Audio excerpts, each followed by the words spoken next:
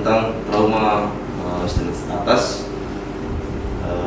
untuk pemeriksaan fisis dan sedikit membahas tentang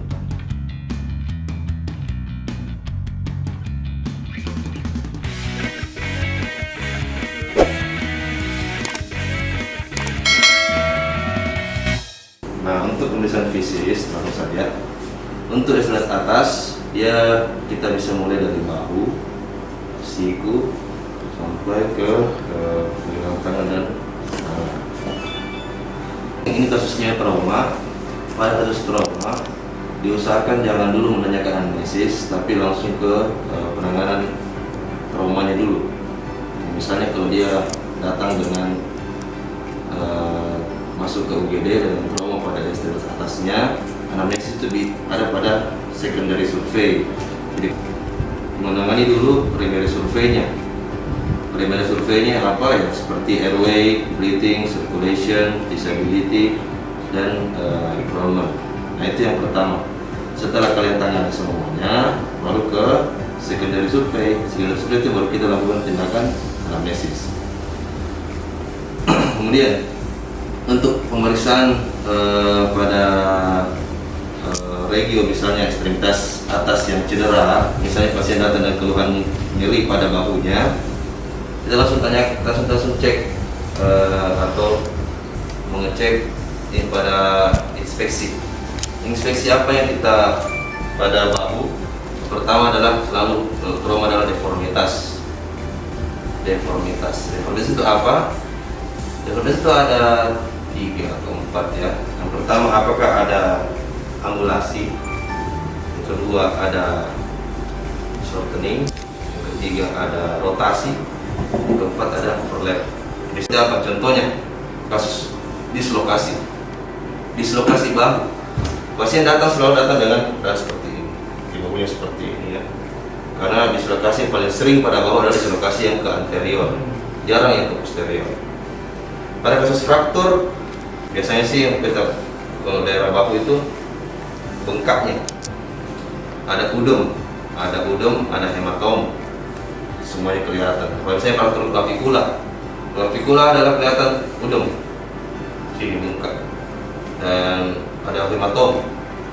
Nah itu yang biasa di clavicula. Pada fraktur misalnya kata di clavicula, fraktur di sepertiga proximal humerus atau proximal humerus bengkak, pasien tidak hanya masih agak, yang penting dia begini, masih restingnya, masih istirahatnya, bengkak, hematom juga. Kemudian pada palpasi pada bahu, kalau pasiennya dalam keadaan trauma, yang tadi kan trauma paling cuma ada fraktur dan dislokasi ya, fraktur dislokasi. Fraktur, kalau pada kasus fraktur palpasi kita tidak mencari krepitasi pada kasus trauma, karena krepitasi itu biasanya kita punya pemikiran adalah mencari gerakan tulang, tapi jangan dilakukan pada clavicula, pada humerus, karena kalau kalian lakukan memperparah fraktur site-nya. Misalnya kalau frakturnya mungkin cuma undisplaced, tidak bergeser jauh, tapi kalian lakukan pemeriksaan krepitasi, dia akan langsung bisa lepas. Sangat, maksudnya jangan dilakukan lah. Tapi yang dicari di palpasi adalah tenderness, nyeri tekan. Ada nggak nyeri tekan? Itu saja. Kalau pada kasus trauma nyeri tekannya cari daerah yang paling bengkak, tekan. Kalau dia sudah merasa sakit, ya sudah selesai. Jangan dibuat pasien kesakitan, jadi do not further harm. Jadi tidak boleh membuat pasien nyeri sama sekali pada pemeriksaan fisis dan kalian melakukan tindakan palpasi. Ditekan saja ya.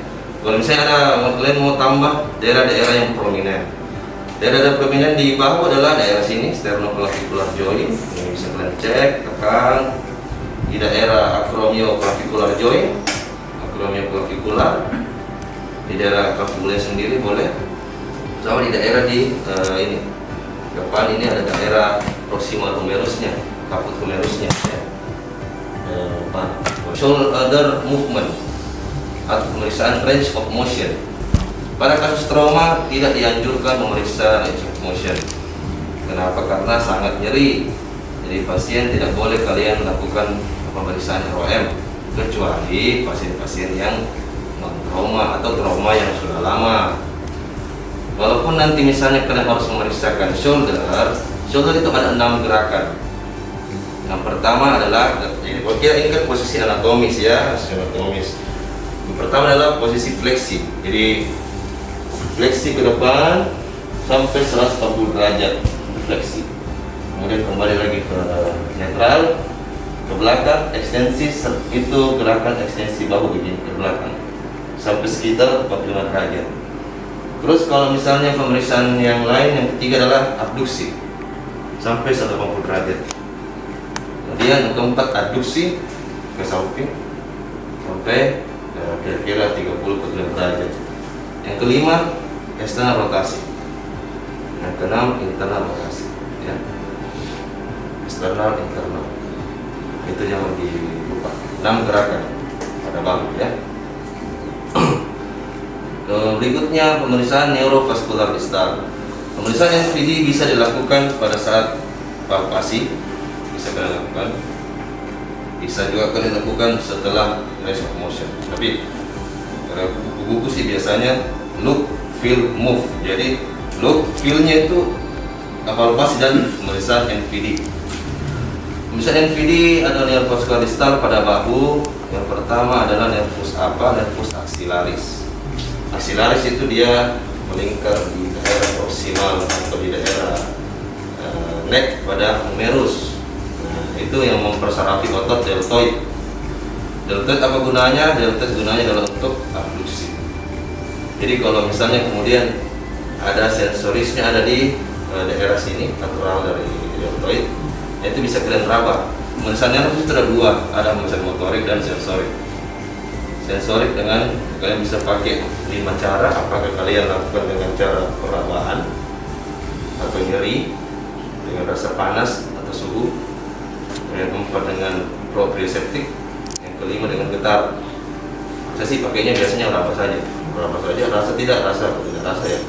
Nanti dia mengalami hipostesi atau anestesi. Ya, motoriknya tadi deltoid, ya bisa tidak dia gini. Tapi ya sayangnya kalau trauma kita tidak bisa periksa, cukup sensorik saja. Karena kalau dia udah periksa gini, dia patah, kan tidak bisa, sakit dia.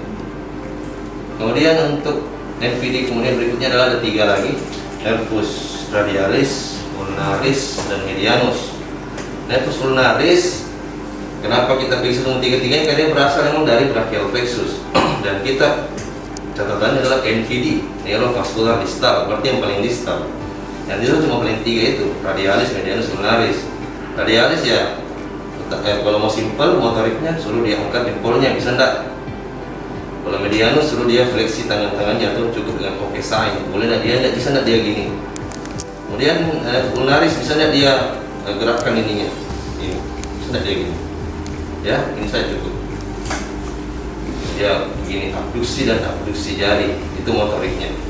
Untuk sensoriknya, radialis di daerah ini web space dari jari 1 ke 2 ini.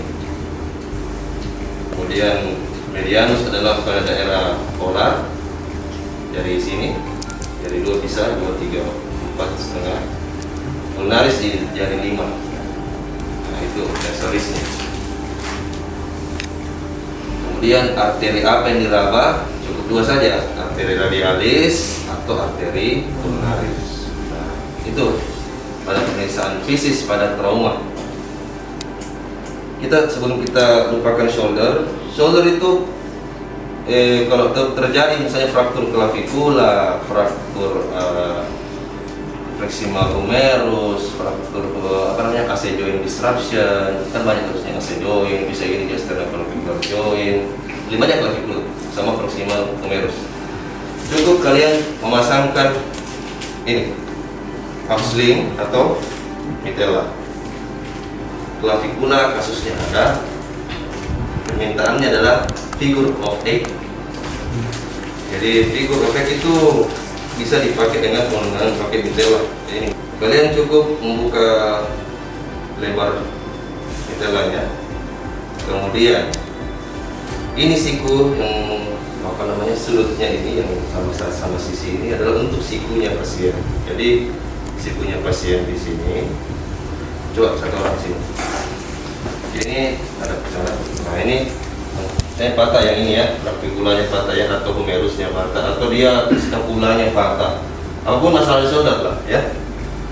Ini sikunya di sini.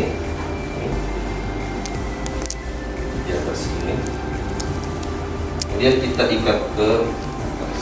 Tangannya kalau bisa ditutup, nah apa dalam posisi netral ya. Netral itu dia begini ya. Nah ini ya. Ini untuk clavicula apa shoulder lah. Nah, untuk figure of 8 dulu, figure of 8 itu kita lipat dua gini, lipat dua, lipat lagi, lipat lagi, pokoknya sampai seperti ini.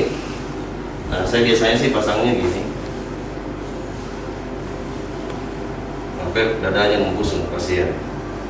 Ini untuk yang sederhana ya, sebenarnya sih figure 8 ada sendiri alatnya. Ini pasien harus dalam keadaan membusung dari belakang, ini diikat ini ya. Oke. Kalau ngerti ya? Nah, kalau ada hamstring lebih mudah lagi ya. Jadi modelnya seperti ini. Sudah ada tempat sikunya. Ini masukkan sikunya saja dulu. Ini ada banyak ukurannya, ada 3, ada L, M, S. Ya, kalau orangnya gini harus L ya. Nah ini ya. Ini harus pas sudutnya masuk ke sini. Gini ya. Ini kalau hamstring gampang, mudah. Oke, silakan duduk lagi. Ikat, nanti belakang. Bisa ya. Oke, untuk berikutnya kita ke humerus yang sepertiga tengah. Sepertiga tengah humerus. Nah ini tengah humerus juga pernah ada masuk kasusnya. Jadi dia datang dengan patah pada humerusnya. Pemeriksaan fisiknya hampir mirip yang tadi saya bilang, dari inspeksi, look, feel, move. Jadi looknya agak tadi deformitas, swelling, ada hematom, ada luka apa tidak, jangan sampai dia open fracture. Pokoknya ada luka terbuka, hati-hati dengan open fracture. Kalau luka terbuka, ada luka terbuka robek, cuci dulu lukanya, bersih. Walaupun dia lukanya agak besar, mungkin kita harus jahit sementara dulu sampai untuk menunggu konsulan ke dokter ortopedik untuk cara operasi. Untuk fraktur humerus hampir sama tadi, look, feel, move-nya dengan shoulder. Nah, kalau juga dia urusannya antara dua sendi ya, shoulder dan elbow. Tengah gini, periksa ini dulu. Nanti elbow kita khusus lagi setelah ini. Nah, untuk humerus sendiri, pemeriksaan empirinya juga sama, nervus radialis, medianus, ulnaris, axillaris juga boleh gambar.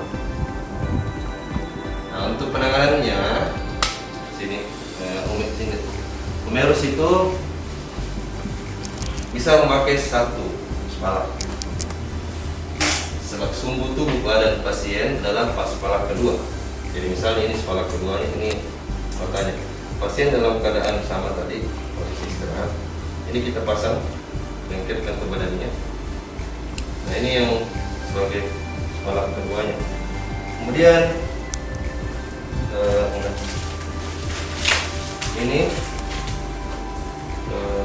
elastis sorban. Sebelum kita elastis sorban, semua daerah-daerah prominent yang menonjol dikasih kasar. Pokoknya yang bisa membuat pasien tidak lecet. Karena ini kan kita pasang beginian. Dan juga secara spalak juga itu harus ada lapisan halusnya seperti ini, ya. Tidak boleh langsung kayu, kecuali kalau darurat. Nah ini syarat-syarat spalak harus keras. Tidak boleh gampang patah ya, keras. Tidak boleh pakai besi, kalaupun darurat boleh. Harus tidak boleh lembek juga. Jadi gini, sebelumnya kita anggap ada kasus seperti ini. Ada kasar.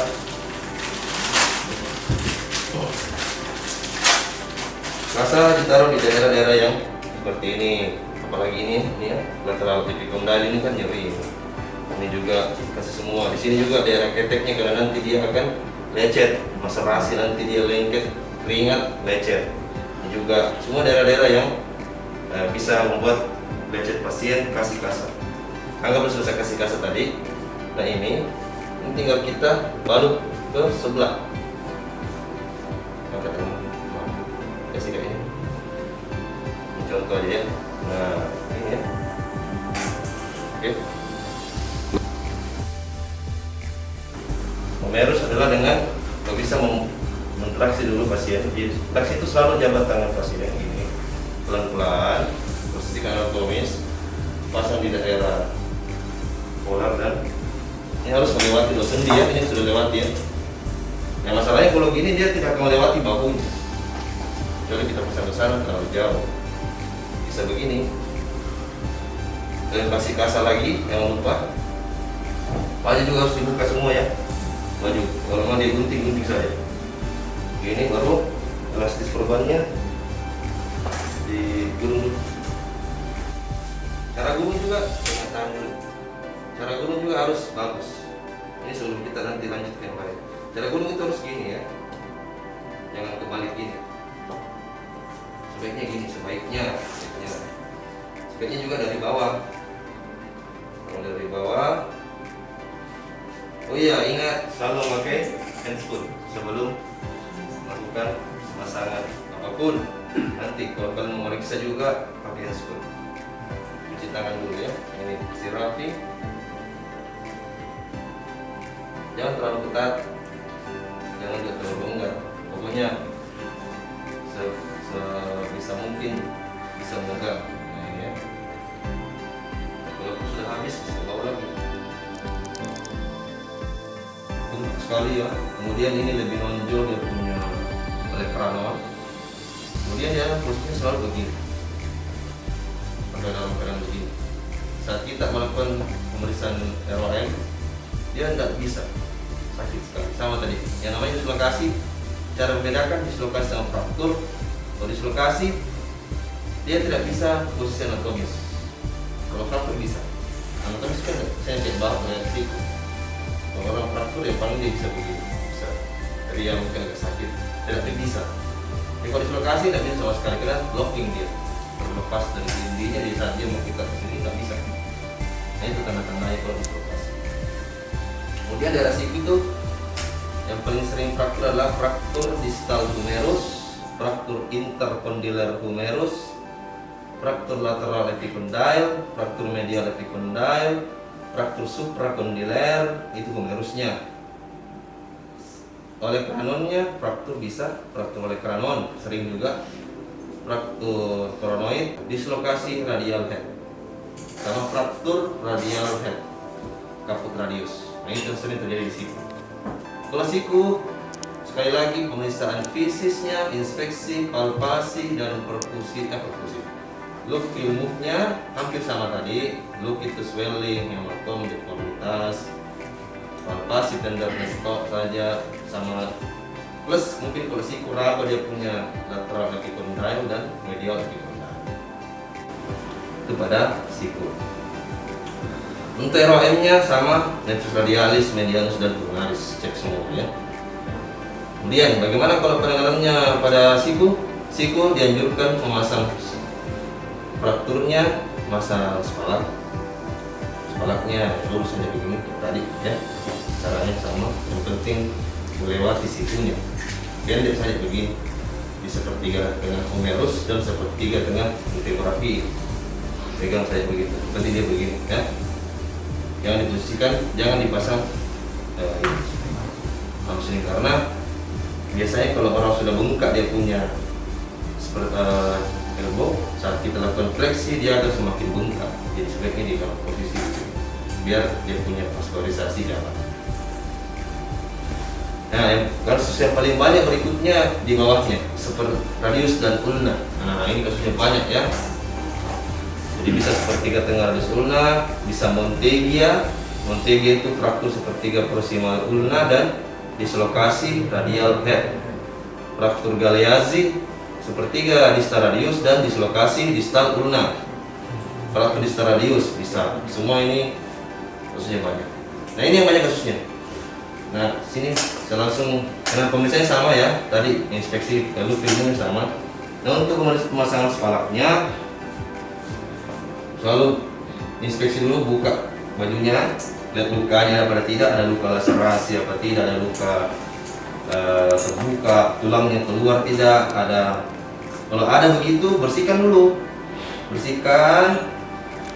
Tulang yang keluar jangan dimasukkan, tetap di luar. Tutup kasa lembab NaCl yang salin ya. Tutup, tetap jabat tangannya. Kalian siapkan spalaknya yang melewati wrist dan elbow. Nah ini bisa lah ya. Ini bisa dua cara. Ada yang memasang seperti ini di lateral dan medial ya. Ini bagusnya kenapa? Tidak menekan vaskuler, tapi agak kurang stabil karena tidak memegang elbow dan wrist. Nah kita prinsipnya kan spalak adalah imobilisasi. Jadi ini bukan tugasnya cuma imobilisasi, tidak membuat gerak. Yang tidak bergerak apa? Sendi. Sendi kan ini. Sendi ya jangan dibuat gerak. Siku tidak boleh gerak. Ya harus gini. Kasih amannya gini ya. Jangan lupa lagi kasih bantalan ya. Bantalannya di sini bisa pada daerah siku, pada daerah joint. Jangan lupa dikasih bantalan, boleh kasih yang lebih stabil. Ini juga di daerah olecranon, jangan lupa ya. Ini olecranon yang paling sering sakit, ini olecranon. Baru kasih spalak. Untuk kalian jangan terlalu besar ya, pakai yang kecil saja seperti ini. Ini jangan lupa dirapikan, saya coba contoh saja. Mulai dari pergelangan tangan dulu. Pergelangan, lalu saya mulai ke bawah. Ke bawah itu saya langsung cari ini web space ini, jari 1 dan jari 2 supaya dia bisa begini ya. Nanti kita kembali ke atas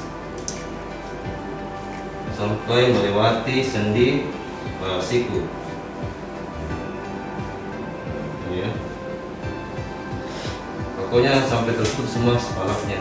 Walaupun habis kalian tambah lagi. Ini kan tidak bisa gerak lah, tidak bisa gerak ya.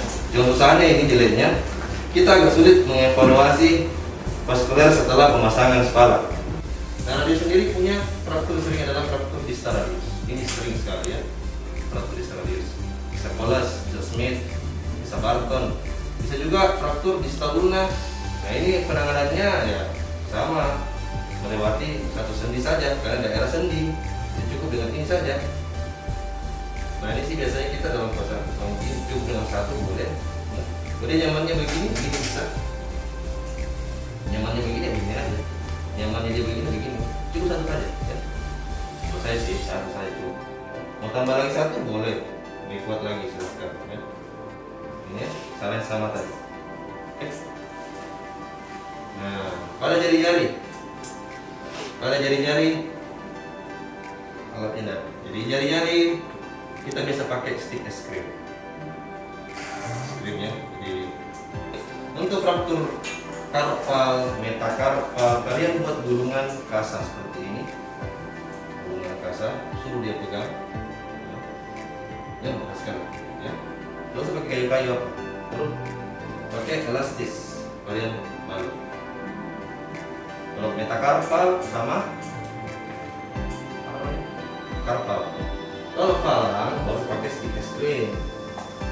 Misalnya ini ya, kata dia punya ini falang proksimal, falang middle falang, middle falang, distal falang. Krim aja di bawah itu. Terus lester. Kalau kalian mau lebih kuat, ambil satu temannya, namanya lengket, namanya bandit technique. Jadi dari ini misalnya kata ya, kalian ambil yang bisa agak sama panjang, boleh di ini, boleh di ini. Kalian kasih di tengah-tengahnya, supaya dia nggak lecet. Kasih kasar gini, itu baru mengelar ya. Kasar gini, lester. Kalian mau tambah lebih kuat lagi kasih es-krim. Namanya bandit technique. Yang patah jari tengah. Ini semua jari begini. Kecuali kalau mungkin distal falang, bolehlah boleh juga di tapping, boleh juga tidak. Oke, yang penting dia pakai stick es krim ya. Satu saja di bawahnya gini, karena mungkin dia bisa begini ya. Yang ini yang melengkung jari itu bisa dia gini. Jadi yang datang adalah daerah polarannya saja, supaya dia tidak gini. Tadi yang metakarpas makarpan cukup dengan, kalau kalian mau pakai gaya spalak juga boleh juga. Tapi cukup satu saja pasang metakarpas ya, gitu. Dia megang. Oke ya, itu semua dari trauma ekstremitas atas, jadi dari klavikula sampai fraktur di palans. Nah, jadi tadi intinya pemeriksaan fisiknya adalah look, inspeksi. Inspeksi adalah deformitas, swelling, hematom, ada luka apa tidak, ada memar apa, ada pokoknya apa yang terlihat di daerah regio yang dia nyeri, tulis, dokumentasikan. Kemudian feel palpasi, meraba semua tonjolan-tonjolan yang prominent, yang bungka, ada enggak rasa nyeri apa tidak. Kemudian NVD meraba, mengecek nervus, sensorik dan motoriknya. Kemudian arterinya meraba. Kemudian yang berikutnya movement. Oh ya, movement tadi saya belum elbow ya. Jadi elbow itu movementnya ada 4. Yang pertama adalah fleksi, ini fleksi, ekstensi. Ada orang bisa hyperekstensi. Nah ini mungkin agak sedikit hypertensi ya. Dia melewati 0 derajat. Kemudian gerakan ketiga adalah dia harus posisi netral, siku harus menempel ke badan. Karena takutnya kalau dia begini mutar, ini yang mutar bahunya. Jadi kita tempelkan sikunya ke badan, posisi netral position. Ini biasanya kita suruh dia pegang sesuatu, mungkin ini ya, menonjol ke atas, suruh dia supinasi, netral lagi dan pronasi. Itu untuk siku ya, harus tempel ke badan ya, tidak boleh begini, tidak boleh bisa begini ya, harus begini. Kemudian di pergelangan tangan ada 4. Yang pertama adalah ekstensi, fleksi,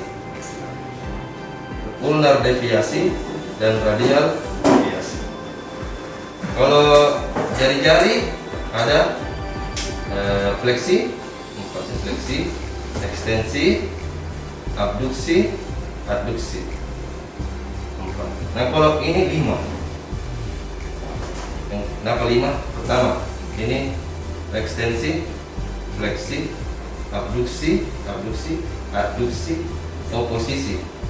Kayak orang zikir gitu, oposisi. Ya, jari. Pemeriksaan ROM ada 2. Ada secara aktif dan secara pasif. Kalau aktif, dia sendiri yang gerak.